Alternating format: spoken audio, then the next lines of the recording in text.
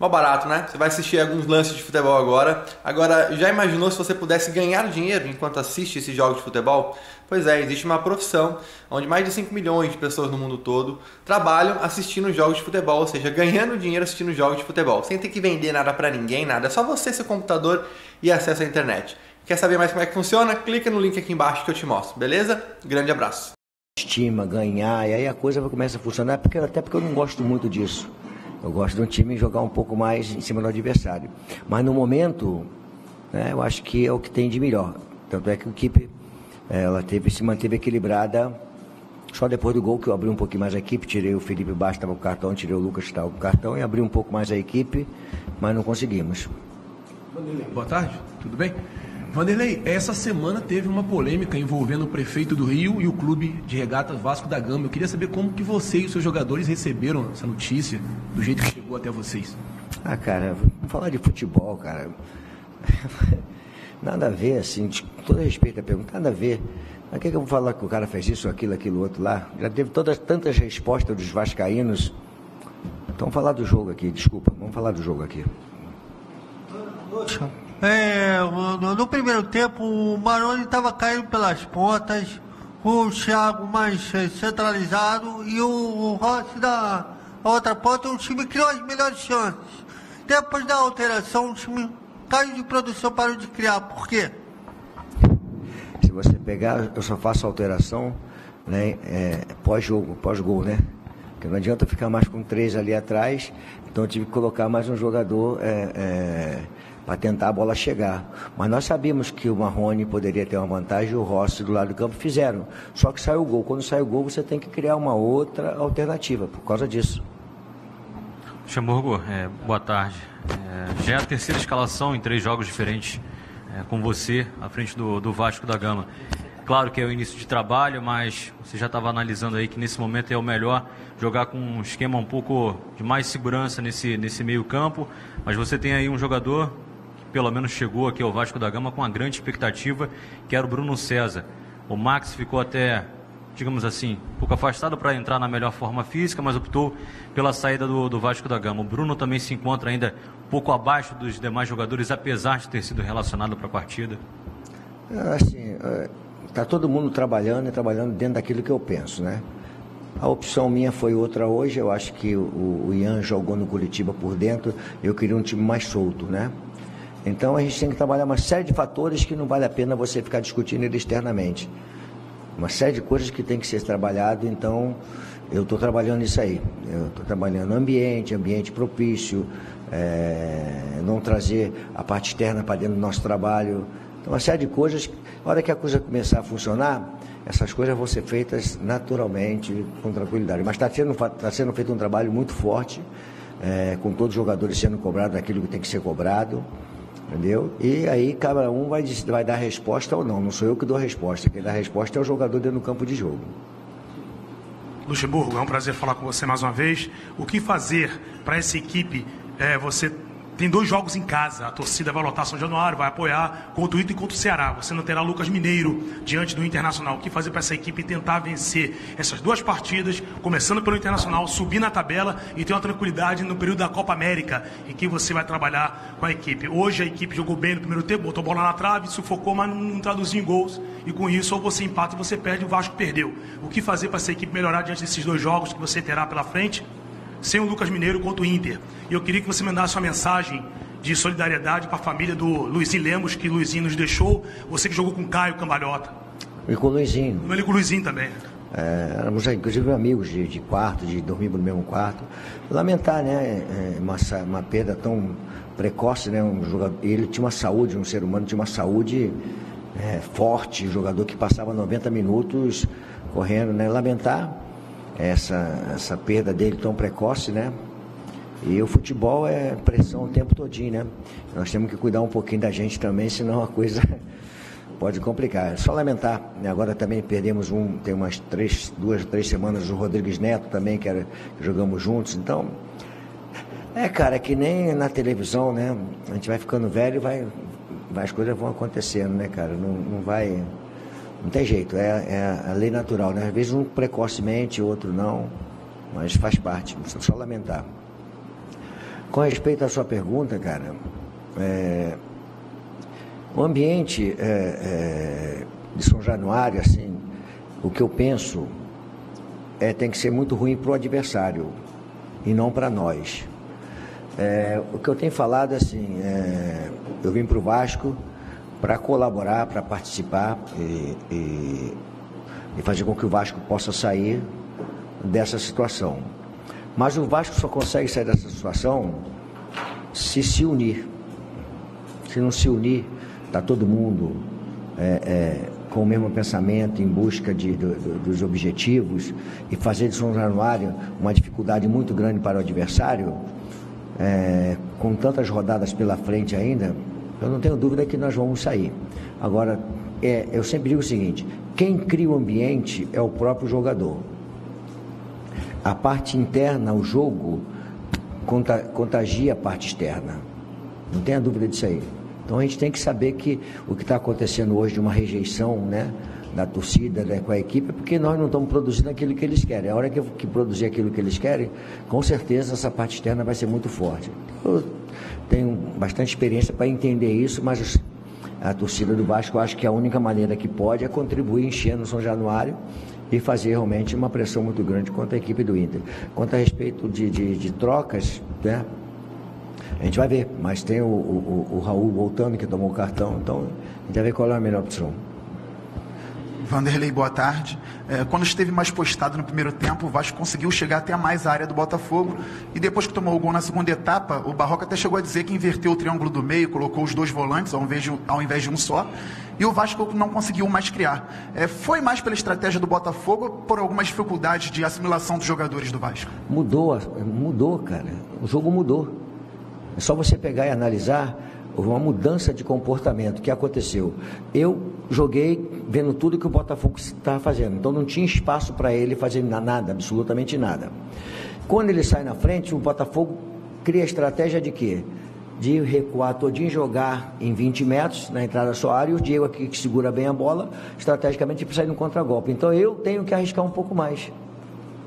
Então não é questão de... É questão de que o jogo mudou por completo, é só prestar atenção nisso aí. O jogo mudou, o Botafogo fez uma mudança tática em cima da vantagem que ele tinha no jogo. E nós ficamos sem espaço. Trabalhando a bola por fora, por trás, mas sem ter uma coisa meia mais contundente, um drible, uma jogada mais de efeito, sabe? Aquelas coisas que desequilibra. Então, acho que foi normal o jogo, assim, da estratégia que o Botafogo, se eu tivesse do lado de lá com a vantagem, mas tivesse conseguido, eu também com certeza ia fechar, ia mais ainda, ia buscar o contragolpe. Luxemburgo, boa tarde.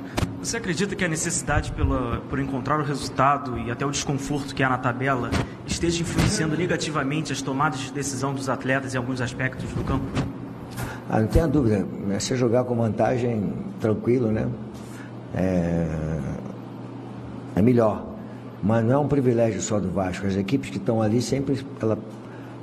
o Campeonato Brasileiro é um campeonato que...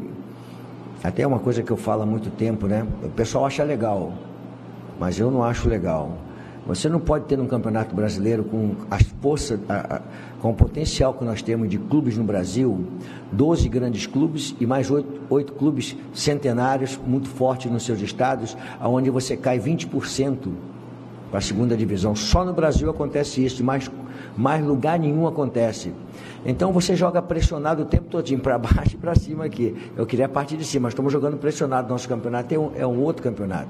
Eles acham legal, que eles acham que isso aí traz benefício para todo mundo, mas você vai ver aí equipes, vamos dizer assim, não é o caso do Vasco, o Vasco caiu 3 vezes, então é um problema do Vasco. Mas de repente você vai ter numa temporada uma mudança de atletas, de elenco, de diretoria. Você vai ver que aquela equipe, de repente, ela tem uma queda de produção e, de repente, ela pode ir para a segunda divisão por um ano que a gestão não correspondeu. E ela pode ir para a segunda divisão. Então, é um campeonato que, assim, com esse percentual de times que cai, é meio complicado. Eu acho que é o único no mundo que joga com 20% de clubes caindo. Eu acho uma grande covardia, se o termo é esse, né? Fazer com que uma administração de uma temporada ruim, o cara vai amargar uma segunda divisão. Eu acho que isso aí é uma coisa que eu, por exemplo, acho desnecessário. Acho que deveria ser feito de uma outra forma. Mas não sou eu que estou na CBF, né? Quem está na CBF são outras pessoas. A outra coisa que eu gostaria de salientar, desejar ao técnico português que está vindo para cá, o Jesus, muita sorte, muita felicidade, né? Porque ele tenha sucesso aqui no Brasil, que nós possamos ver o trabalho dele aqui no Brasil, nós conhecemos ele lá fora. Mas eu gostaria de salientar uma coisa. Eu gostaria de ver a posição da CBF, não impedindo que ele venha. A posição da CBF protegendo os técnicos brasileiros na FIFA, para que nós possamos ir para a Europa ou ir para a Ásia e prevaleça a nossa licença Pro aqui. Porque ele está chegando aqui no Brasil, está sendo aceito por nós. Acho legal essa troca de conhecimento. Só que nós não somos técnicos reconhecidos lá fora. E o grande culpado disso é a CBF, que não vai na FIFA brigar pelos seus profissionais aqui. Aí nós estamos impedidos de poder trabalhar. Então, é uma crítica direta à CBF, que ela é quem manda no futebol brasileiro. Ela tem que proteger o quê?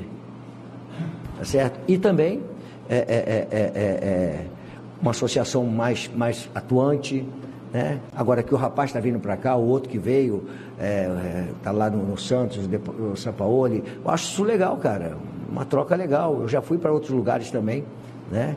Quando dava para ir, agora não dá mais não. Vanderlei, boa tarde.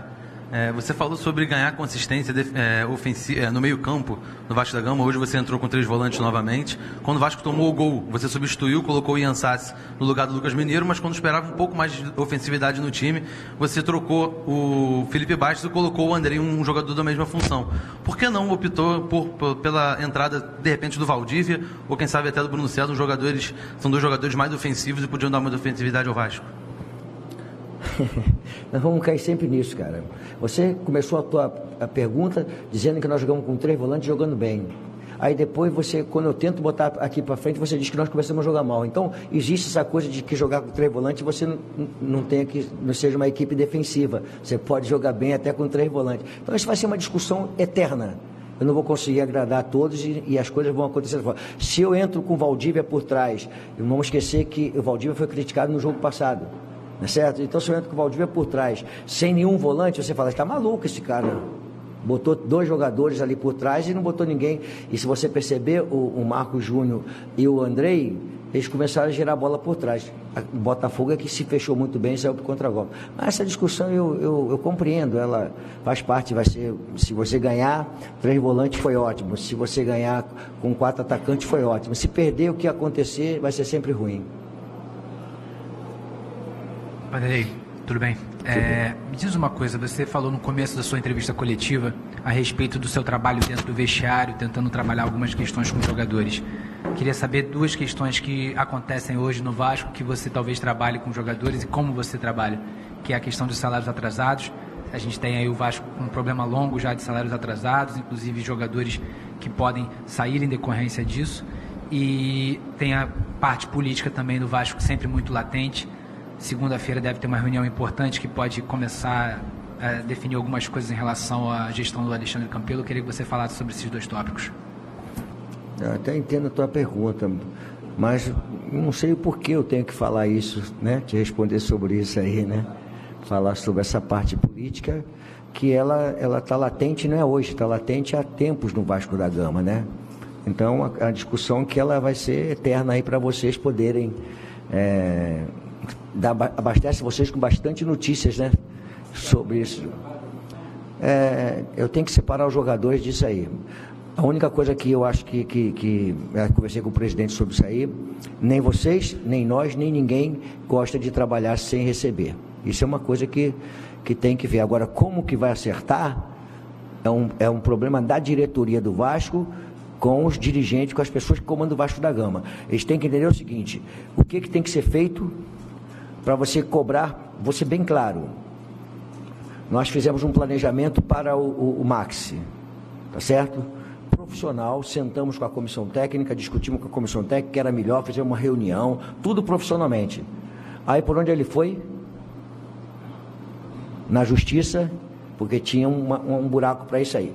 Então o que eu penso é o seguinte, não quero me meter em parte política, o Vasco da Gama ou qualquer clube tem que buscar recursos para que os seus profissionais sejam pagos em dia. Não adianta pagar a comissão técnica aos jogadores. Os funcionários sejam pagos em dia, porque é uma coisa normal na empresa de cada um de vocês. Então, eu acho que esse, para mim, é um ponto que incomoda. Agora, eu não sei como é que funciona isso aí, como é que você busca recursos. Eu sei que tem maneira de buscar recursos, né?